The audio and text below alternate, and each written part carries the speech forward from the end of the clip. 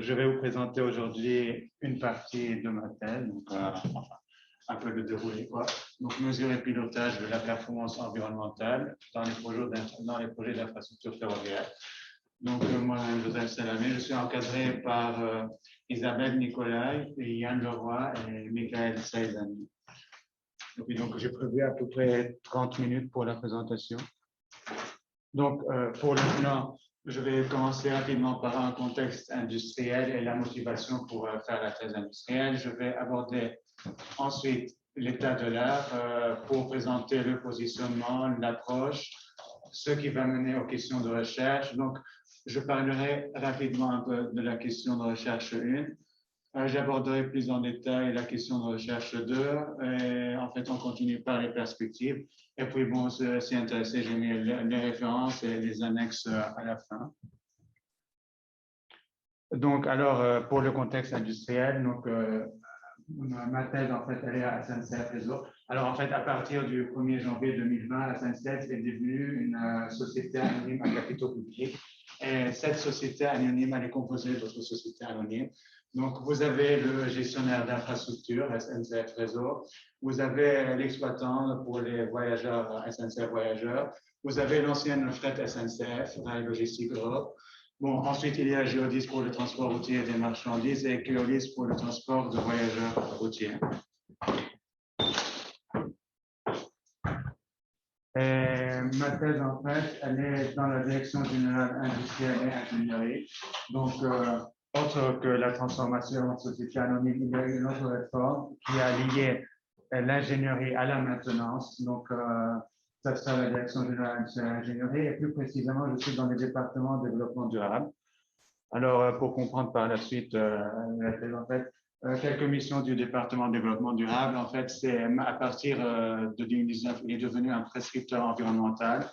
Mais en fait, ça veut dire qu'il va écrire les clauses des marchés pour les produits. En même temps, il est censé promouvoir l'éco-conception dans les projets et dans l'industrie en général. Autre chose, on a créé un guichet unique pour les produits de dépose. Il y a aussi le rôle d'animation environnementale pour tous les acteurs en fait, environnementaux de la SNCF, réseau. Bon, aussi, il peut jouer un peu le rôle de maîtrise d'œuvre et maîtrise d'ouvrage, donc faire assistance maîtrise d'ouvrage, plutôt faire des études, oui, commander des études, paysage, problématiques pour les sols, tout ça. Bon, ensuite, il y a pour les établissements, il y a eu un déploiement des systèmes de management environnemental pour les établissements.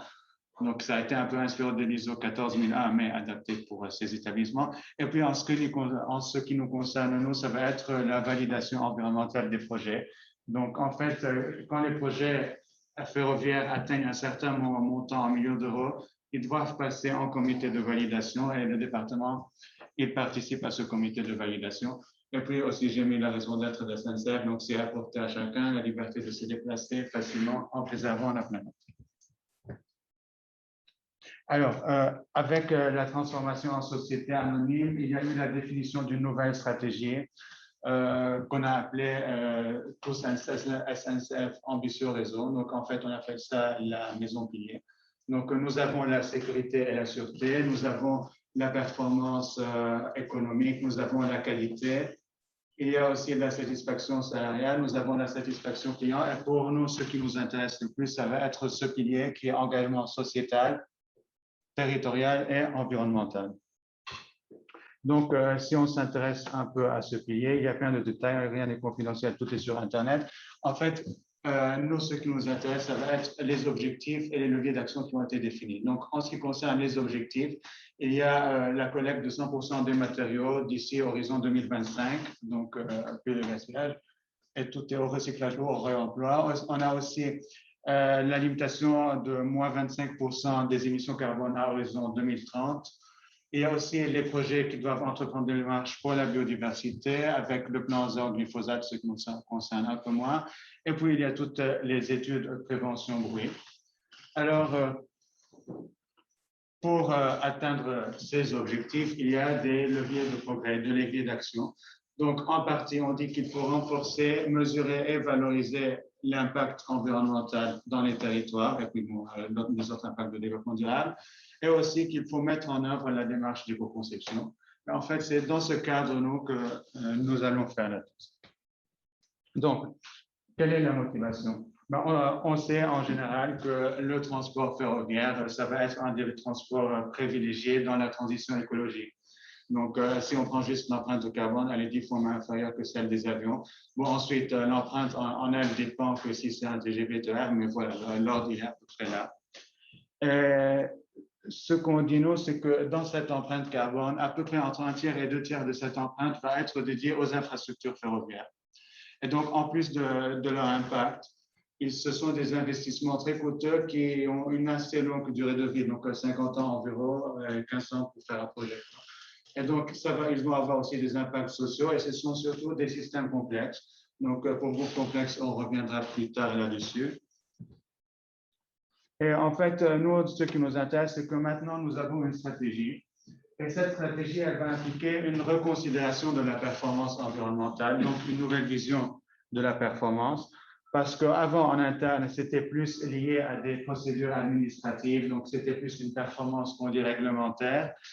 Et en fait, une performance réglementaire peut induire un manque d'ambition des acteurs environnementaux sur le territoire.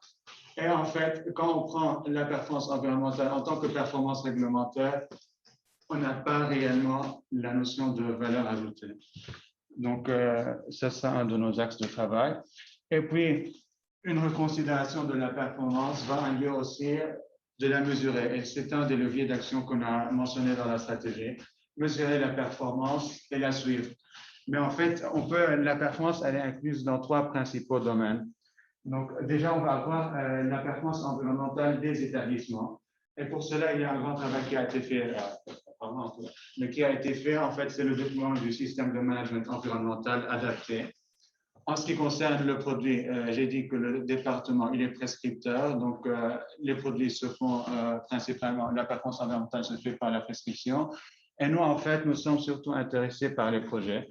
Donc, la thèse, elle se concentre sur les projets ferroviaires. Alors, en fait, on souhaite mesurer la performance environnementale dans les projets. Mais on remarque qu'il y a plusieurs outils existants. Mais ces outils, en fait, ils n'ont pas jusqu'à maintenant de vrais indicateurs mesurables. Donc, il y a des requêtes, il y a des données, il y a de grands axes d'action, mais il n'y a pas d'indicateurs mesurables.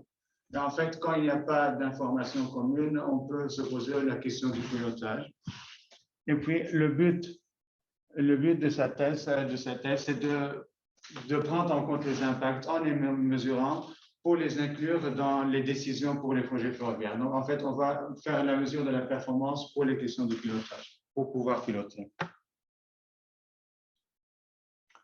Donc, en fait, l'intégration de la performance environnementale, elle est assez riche dans la littérature. Nous, dans notre cas, nous sommes dans une industrie à fort impact, parce que nous sommes une industrie d'infrastructure. Et en général, l'adoption des pratiques environnementales va se faire soit sous pression institutionnelle, soit sur pression sociétale, ou soit selon les intérêts des parties prenantes. Et donc, toutes ces pressions vont mener à l'intégration, qui est elle-même une question de pilotage. Et là, ce que j'essaie de dire, c'est que le pilotage en soi, il a déjà besoin d'un langage commun. Donc, on va adopter une stratégie globale, ce qui est fait. Nous allons adopter des objectifs communs qui ont été définis avec la nouvelle transformation. Et il reste à savoir mesurer et suivre ces objectifs qui vont aussi dépendre des pressions qui vont s'exercer. Donc, quel est notre positionnement ici? Nous, ce qu'on dit ici, c'est que nous avons une stratégie, nous avons des objectifs, donc avec tous SNCF, Ambition Réseau, et nous voulons des mesures. Si on voit un peu dans la littérature, on va dire en général que les mesures sont difficiles à adapter, à implémenter pour passer de la littérature au contexte industriel. Parfois, on dit qu'elles ne suffisent pas parce qu'elles sont orientées selon une seule perspective du développement durable. Et en fait, il y a une phrase intéressante qui dit qu'elle est difficile, les mesures sont difficiles à définir dans un contexte à divers acteurs. Or, nous, en fait, notre contexte n'est pas seulement à divers acteurs, mais c'est un contexte complexe.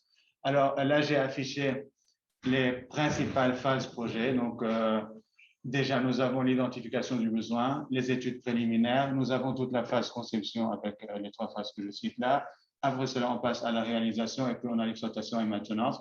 En fait, toutes ces phases déjà, elles sont très longues, donc à peu près 15 ans, on estime.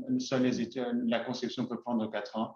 Donc, nous avons divers acteurs, nous avons une technicité assez haute, nous avons une haute interactivité entre les acteurs. Et tout ça, en fait que nous avons des projets complexes. Si on s'intéresse un peu plus à la littérature, on va voir que nous, déjà, on veut adopter un langage commun. Donc, on a une stratégie, on a des objectifs. Là, on veut définir c'est quoi la performance environnementale. On voit que dans la littérature, il n'y a pas une seule caractérisation de la performance environnementale, il y en a beaucoup. Donc, on dit qu'elle est multidimensionnelle. Donc, c'est à nous d'avoir notre propre définition pour notre cas. Par la suite, quand on voit un peu plus, nous voyons que nous avons divers indicateurs, mais qui sont plus orientés en général vers les produits et non pas vers les projets et les validations des phases des projets. Et finalement, nous avons toujours des indicateurs qui permettent de décrire, qui permettent d'améliorer. Mais nous, dans notre contexte, nous voulons des indicateurs qui permettent de valider un projet pour passer d'une phase à une autre. Et ce qu'on va dire, c'est que déjà, on va commencer à caractériser notre performance environnementale. Par la suite, nous allons développer notre set d'indicateurs que nous allons appliquer. Mais il ne faut pas oublier que nous sommes dans une validation de projet, donc il n'y a pas que l'environnement. Et c'est pour ça que l'on souhaite vers la fin l'intégrer dans un processus global de prise de décision, dans une performance globale. Et donc, là, maintenant, à partir de cela, on peut passer à notre question de recherche. Qu'on a dit comment piloter la performance environnementale dans les projets d'infrastructures complexes, le cas de NCF Réseau. Cette question de recherche principale, elle va induire trois principales questions de recherche. La première, elle va concerner la définition, donc comment on va caractériser la performance dans un projet d'infrastructure complexe. La deuxième, elle va concerner la mesure, donc comment mesurer et suivre la performance environnementale dans les projets. Et troisièmement, elle va concerner l'intégration de la performance environnementale dans la performance globale. Et donc, là, il s'agit principalement de comprendre comment l'entreprise considère la performance environnementale, comment les différents acteurs comprennent la performance environnementale et comment la littérature l'aborde. À partir de cela, en fait, on a comparé entre littérature et industrie et nous avons relevé nos principales conclusions. Par la suite, il faut comprendre comment il y a le reporting pour mesurer la performance en entreprise et en même temps, comment elle est mesurée dans la littérature. À partir de cela, nous avons proposé une approche pour pouvoir la mesurer et maintenant, nous sommes en train de l'appliquer pour définir notre set d'indicateurs.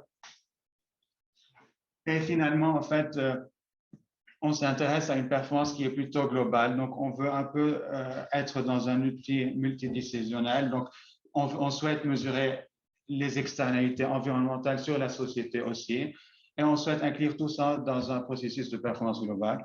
Donc, en fait, pour aujourd'hui, je vais aborder rapidement la première question. Et puis, je passerai un peu plus sur la deuxième question. Et puis, n'hésitez pas si vous avez d'autres questions. Bon. Alors, la question de recherche 1, ça va concerner la définition de la performance environnementale. Ce qui est intéressant, c'est que quand on voit la littérature, on dit toujours que c'est vraiment très important de la définir, mais en même temps, c'est impossible de la définir parce qu'elle est multidimensionnelle, parce qu'elle est relative, parce qu'elle dépend de chaque acteur. Donc j'ai affiché quelques phrases, quelques idées intéressantes des différents auteurs. Mais nous, on souhaite caractériser notre performance pour les projets. Donc, pour cela, nous avons fait une revue un peu exploratoire de la revue de littérature, mais surtout, nous avons fait une méthode de DEL. Donc, on est allé à l'industrie, on a questionné chaque acteur comment il perçoit la performance dans son travail. À partir de cela, nous avons récolté toutes les requêtes, nous les avons mis en commun, ils se sont parlé. Il y a eu un consensus. Ils ont défini collectivement ce qu'ils considèrent être la performance environnementale. On a comparé à ce qu'on a dans la littérature et en fait, on voit quelles sont les failles et quels sont les gaps.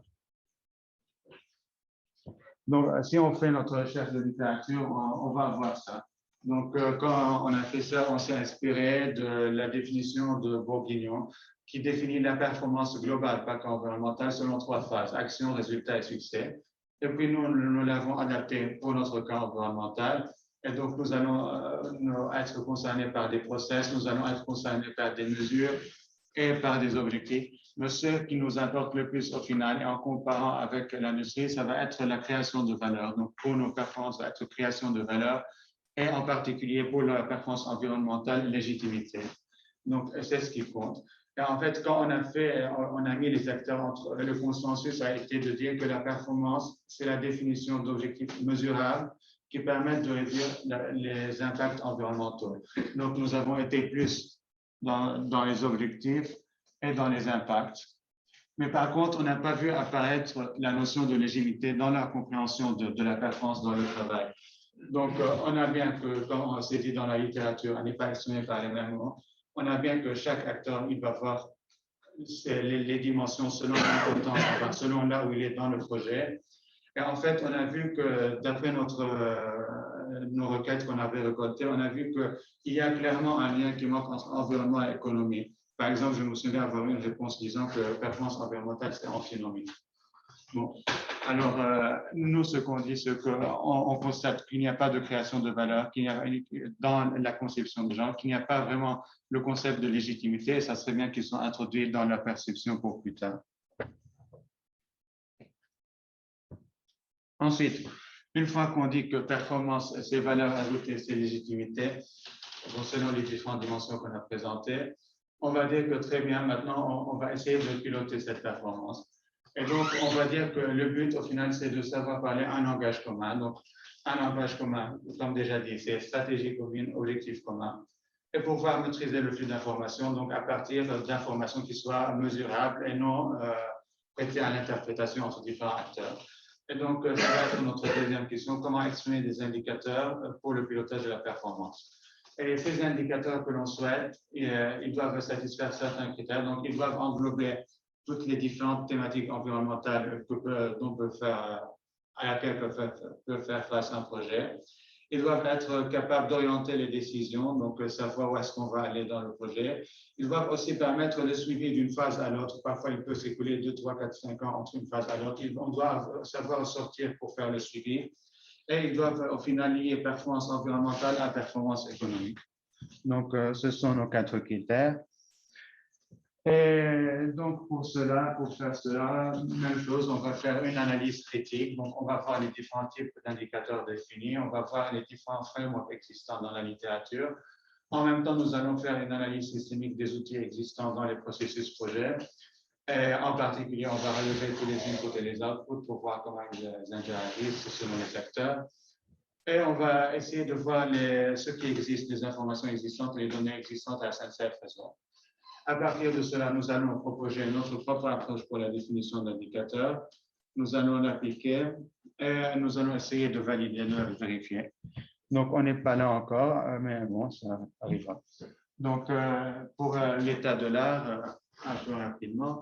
Donc, nous, ce qu'on souhaite, c'est des indicateurs. Et quand on s'intéresse un peu plus à la notion d'indicateur, on nous dit que ce sont le sommet de la pyramide de l'information. Donc, la pyramide d'information, elle est composée de la base qui sont les données brutes, les indicateurs et les indices. En fait, sachant que les indices eux-mêmes sont des indicateurs puisque ce sont des indicateurs agrégés. Et en fait, pour voir quels sont les critères d'un indicateur, les critères d'une mesure réelle, en fait, là, il y a plein de littérature, il y a les critères SMART, il y a tout, non? Nous avons relevé ces principaux critères, donc pertinence selon les objectifs, mesurabilité, sachant que nous devons avoir des bases un peu scientifiques pour pouvoir mesurer. La disponibilité des ressources qui est notre critère principal ici parce que nous ne sommes pas toujours capables de relever toutes les informations nécessaires. La sensibilité selon le temps et selon les changements dans le projet. La fiabilité, ça veut dire que si on va mesurer quelque chose dans les mêmes conditions, on devrait avoir aussi la même chose. Et puis bon, la simplicité, quand il y a trop de mesures, trop d'indicateurs, trop d'informations, on n'est plus capable de savoir mesurer. Et nous différencions en particulier 2 types d'indicateurs, donc ce qu'on va appeler indicateurs descriptifs et ce qu'on va appeler indicateurs normatifs. Donc, on va considérer que nous sommes dans un projet, donc il y a une trajectoire d'un point A à un point B, de start to target. Si nous sommes dans un diagnostic normal, en étant en comité de validation, nous sommes capables de savoir que ce projet, il est à cet état, ou il est à cet état, il est à cet état. Mais quand on est en diagnostic, ça veut dire que nous avons juste l'état à l'instant T. Nous nous intéressons plutôt au pilotage. Donc, nous, on va avoir, comme l'autre figure, on va avoir la courbe au projet, du point start au point target. Et ce qu'on souhaite vraiment, c'est qu'à partir des informations qu'on a, qu'on puisse orienter les décisions, donc qu'on puisse un peu prédire et prévoir par la suite. Donc, en fait, si je veux un peu comparer, donner un exemple entre ça et ça, on peut prendre simplement l'empreinte carbone. On va dire ici que nous sommes dans un projet et nous avons l'empreinte carbone de ce projet à l'instant T. Si on a juste l'information comme ça, en fait, ça ne veut rien dire. On a une empreinte, on a un instant T, on fait quoi? Là, en fait, je veux dire qu'on a besoin d'un référentiel.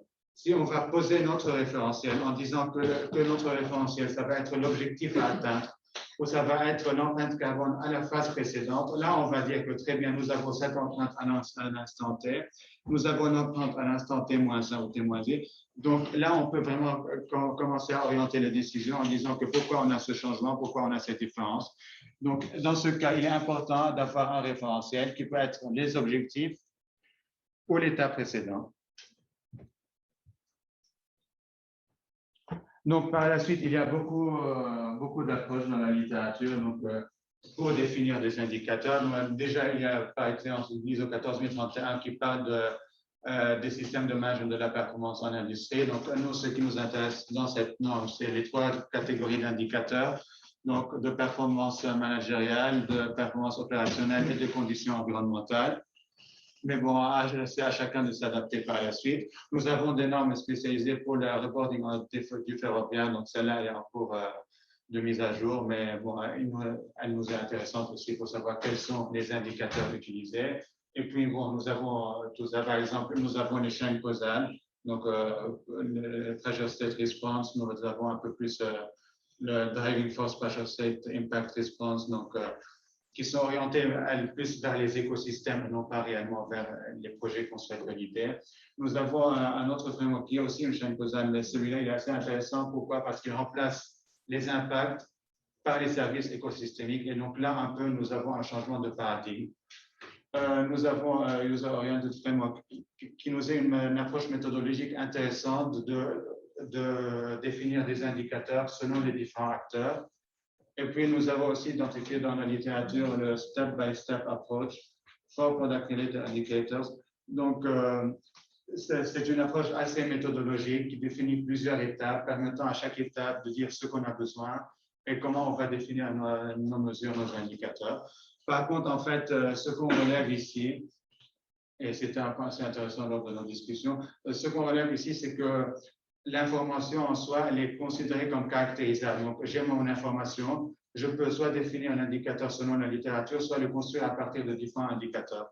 Alors que nous, dans notre cas, notre problème, c'est que l'information n'est pas toujours caractérisable. Donc, parfois, je sais que je veux une thématique donnée, mais je ne sais pas ce que je veux exactement. Donc, nous avons toujours le problème de caractériser l'information avant de définir sa mesure.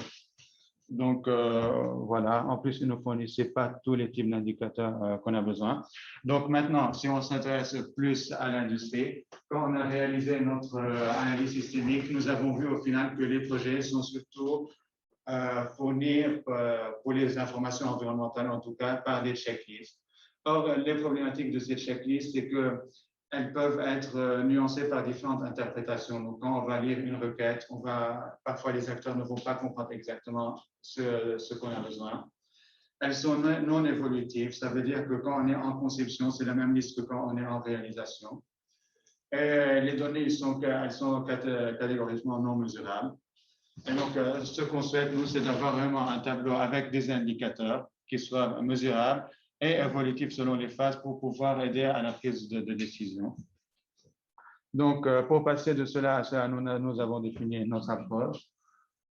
En fait, comment on va faire? Donc, on commence par la checklist. On va déjà identifier les objectifs dans l'entreprise. Donc, quand j'avais commencé la thèse, il n'y avait pas encore la stratégie. Maintenant, il y en a, ça a été plus simple à faire. Ça va être inspiré de tous la SNCF Ambition Réseau.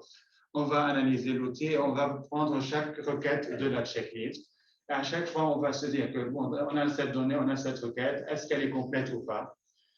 Si elle est complète, bon, est-ce qu'elle peut être basée sur des indicateurs? Et on va essayer d'exprimer l'indicateur selon les critères que nous avons définis, donc pertinence, validité, mesurabilité et tout ça. Ensuite, on va dire que si elle est incomplète, si elle n'est pas, s'il y a quelque chose qui manque, on va mener ce qu'on a appelé une recherche exploratoire. Donc, on va aller s'approfondir qu'est-ce qui manque exactement et qu'est-ce que nous cherchons exactement. Et par la suite, est-ce que cela est caractérisable ou pas? S'il est caractérisable, on va exprimer notre indicateur. Mais sinon, on va passer à la dernière requête et on verra plus tard quand le tableau sera fini. Aussi, en fait, ce qui nous intéresse, c'est de lier les mesures entre elles selon les différentes phases. Donc, ils peuvent être liés donc, soit temporellement entre les différentes phases, soit en fait dans une même thématique, donc on va dire hiérarchiquement.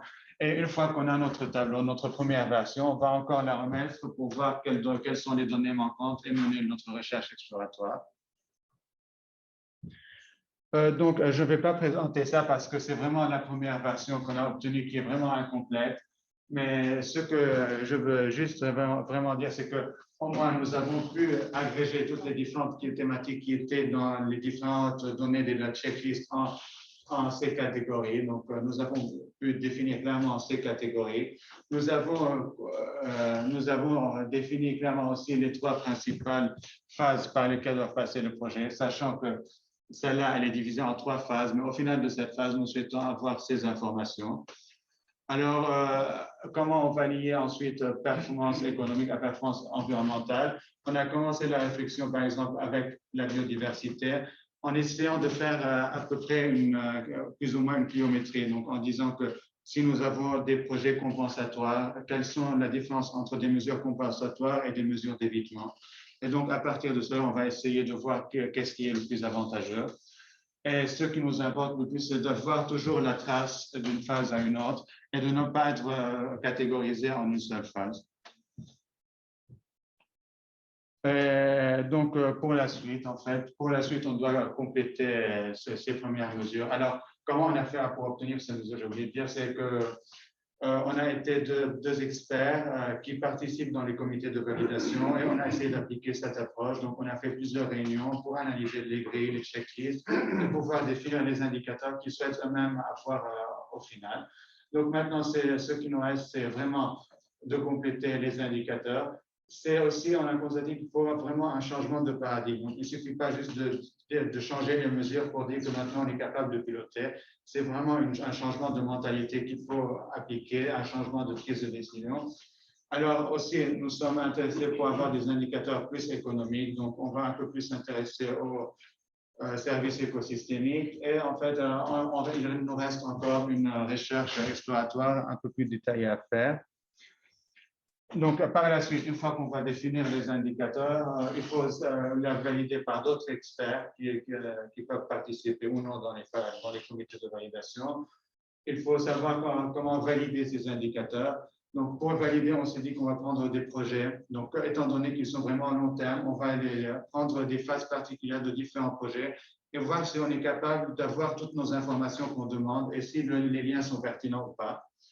Et le but final, c'est vraiment de les intégrer dans une décision globale.